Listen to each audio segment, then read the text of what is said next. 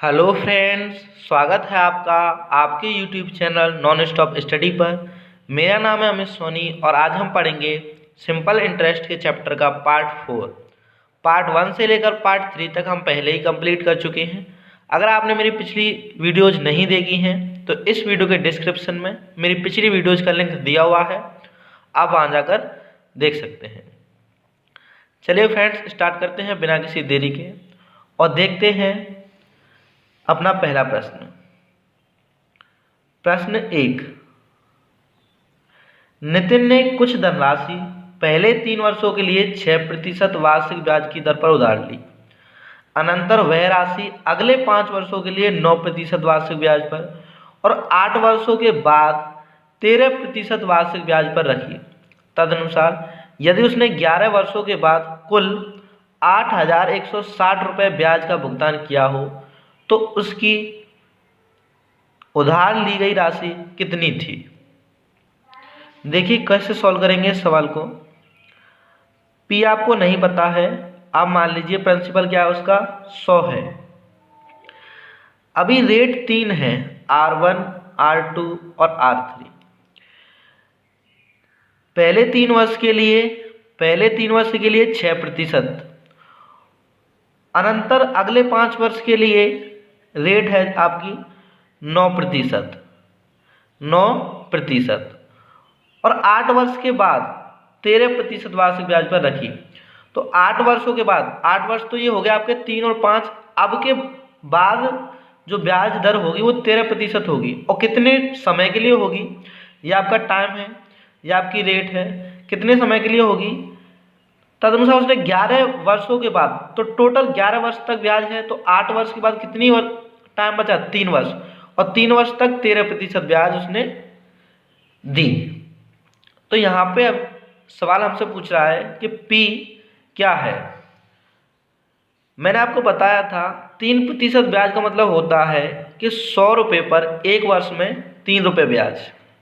तो हम टोटल ब्याज कैलकुलेट कर ले रहे हैं, यहाँ से टोटल ब्याज कैलकुलेट कर ले रहे हैं कि कितना हमारा आ रहा है। तो ब्याज कितना हो जाएगा टोटल हमारा SI 6% 3 वर्ष के लिए, और 5 वर्ष के लिए 9%, और 3 वर्ष के लिए 13%। मतलब 6 रुपये ब्याज मिलेगी 3 वर्ष तक, फिर उसके बाद 9 रुपये ब्याज मिलेगी 5 वर्ष तक, और उसके बाद 13% ब्याज मिलेगी 3 वर्ष तक। तो टोटल कितनी ब्याज हो जाएगी, 6 तिया 18, 5 नमा 45, 13 तिया 39। अभी आप कैलकुलेट कर लीजिए सबको। तो ये हो जाएगा 9 और 5 14 और 8 22, कैरी 2, 2 और 2 3 5 और 4 9 और 1 10, 102। तो आपका सिंपल इंटरेस्ट जो है वो कितना आ गया, 102 हो गया, 102 यूनिट। तो आपको 102 यूनिट की वैल्यू आपको कितनी दी है, 8,160 रुपये। तो 1 यूनिट की वैल्यू जब आप निकालेंगे तो ये हो जाएगी 8,160 बट्टे 102, डिवाइड कर दीजिए। 102 से 8 बार कट जाएगा, 102 अट्टे 816, 80। तो 1 यूनिट की वैल्यू कितनी आएगी, 80। आपको P की वैल्यू निकालनी है 100 यूनिट की, तो 100 यूनिट की वैल्यू कितनी हो जाएगी, 80 × 100 बराबर 8,000 रुपये। तो इस प्रश्न का आपका ऑप्शन ए सही आंसर हो जाएगा। देखते हैं पार्ट 4 का दूसरा प्रश्न। प्रथम 4 वर्षों के लिए एक धनराशि पर ब्याज की दर 3%, अगले 4 वर्षों के लिए 5% एवं 8 वर्षों से अधिक के लिए 6% है। यदि 9 वर्ष की अवधि के लिए एकत्रित साधारण ब्याज 817 रुपये हो तो वह राशि है। आप राशि मान लीजिए 100 यूनिट, P की वैल्यू आपको 3 रेट दी हैं, R1, R2, R3, आपको टाइम भी दिए हैं। R1 कितनी दी है आपको, 3%, अगले 4 वर्षों के लिए 5% और 8 वर्षों से अधिक के लिए 6%। ये आपकी रेट हो गई। एक धनराशि 3%, 4 वर्षों के लिए तो 3% हो रहा है।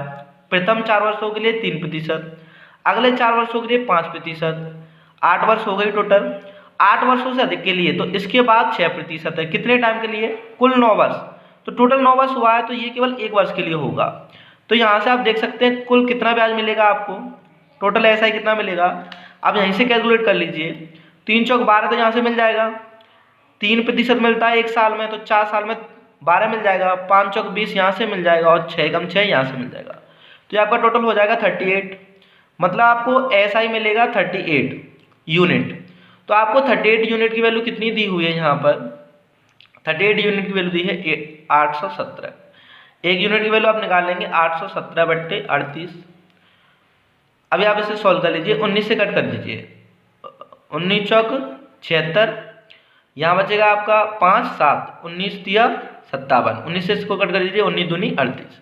एक यूनिट की वैल्यू कितनी है 43/2, तो P की वैल्यू निकालिए आपको 100 यूनिट की, वो कितनी हो जाएगी 43/2 इंटू 100, 2 से डिवाइड कर दीजिए इसको 50 बार, और 43 का इंटू 50 में आप कर लीजिए 0, 5 तिया 15, 5 चौक 20 और 1 21, 2150 रुपये।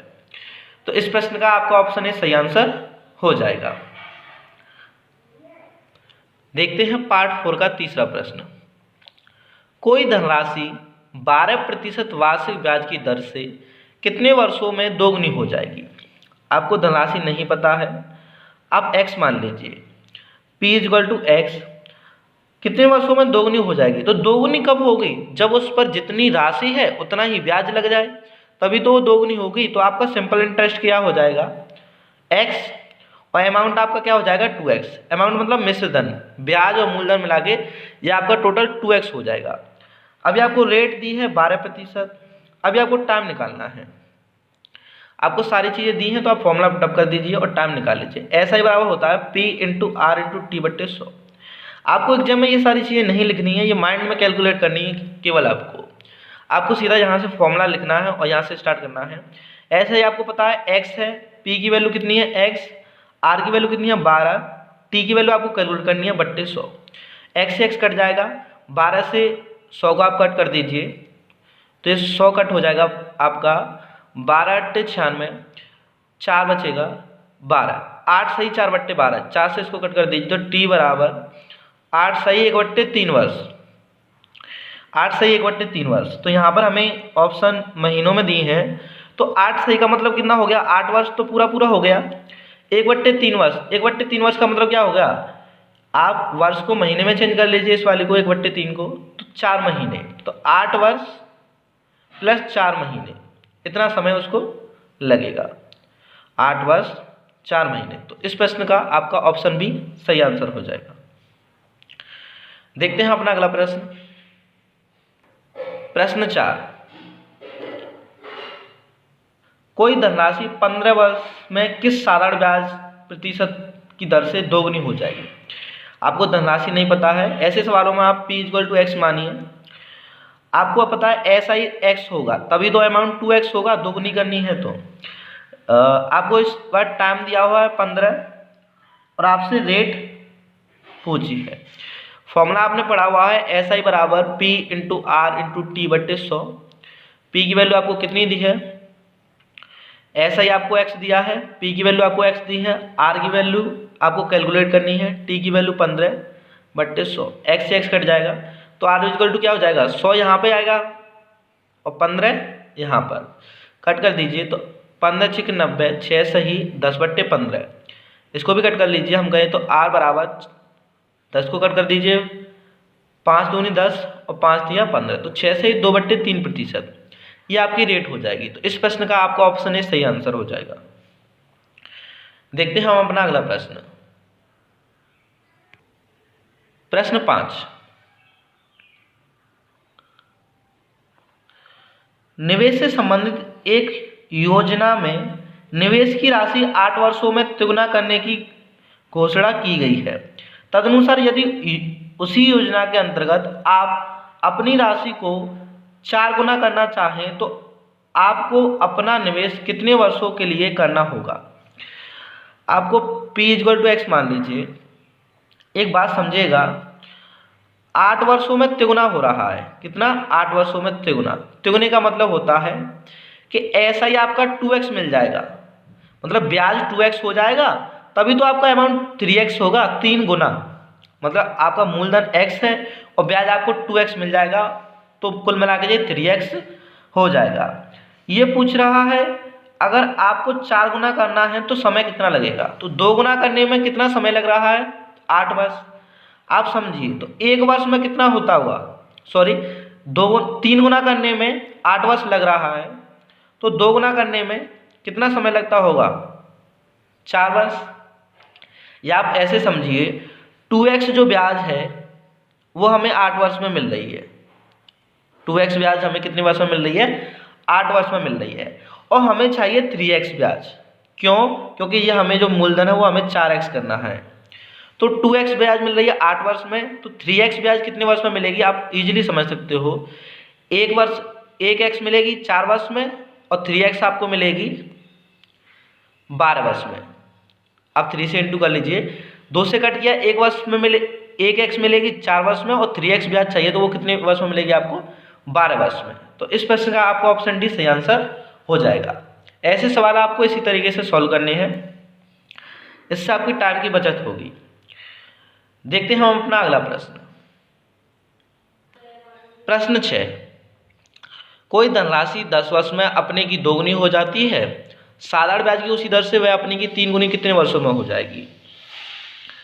आंसर p = x मान लीजिए, ऐसा या उस पर कितना लग रहा है, x कितने वर्षों में, 10 वर्ष में। 10 वर्षों में वो 2 गुनी हो जाती है। आपको निकालना है कि 3 गुनी कितनी हो जाएगी, तो आपको अब ऐसा ही कितना चाहिए, 2x। तो 1x आपको मिल रहा है 10 वर्ष में और 2x यदि आपको चाहिए तो वो कितने वर्ष में मिलेगा, 20 वर्ष में। जिससे क्या है 2x आपका ब्याज मिल जाएगा, x आपकी राशि हो जाएगी तो ये 3x हो जाएगी। तो 2x आपको ब्याज कितने वर्ष में मिलेगा, 20 वर्ष में। तो 3 गुना करने के लिए उसे 20 वर्ष चाहिए। इस प्रश्न का आपका ऑप्शन डी सही आंसर हो जाएगा। ऐसे सवाल आप बिना पेन उठाए केवल माइंड में कर सकते हैं, थोड़ा सा आपको सोचना है बस। देखते हैं हम अपना अगला प्रश्न। प्रश्न 7,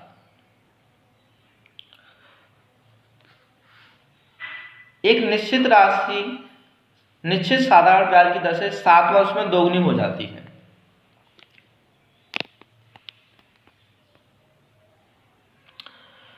वह राशि कितने वर्षों में 4 गुनी हो जाएगी।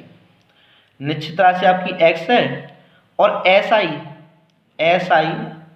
x मिलता है, तब आपका अमाउंट 2x होता है, 2 गुना। ब्याज x मिला और मूलधन x हुआ, तभी तो मिश्रधन मिला के दोनों का 2x हो जाएगा। और x ब्याज मिलने में उसको कितना समय लगता है, 7 वर्ष। अब हमें राशि 4 गुनी करनी है, वह राशि कितने वर्षों में 4 गुनी करनी है। तो 4 गुनी करनी है मतलब अमाउंट आपको 4x करना है, तो आपको पता है ब्याज आपको कितना चाहिएगा, 3x। कितना चाहिएगा, ऐसा इक्वल टू आपको आवश्यकता होगी 3x की। तो आपको x कितने वर्षों में मिल रहा है, 7 वर्ष में। 3x कितने में मिलेगा, 3 का इंटू कर दीजिए, 7 या 21 वर्ष। एग्जाम में आपको पेन नहीं उठाना है, केवल माइंड से करना है ऐसा सवाल।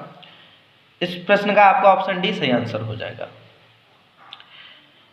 ठीक है फ्रेंड्स, आज की वीडियो में इतना ही।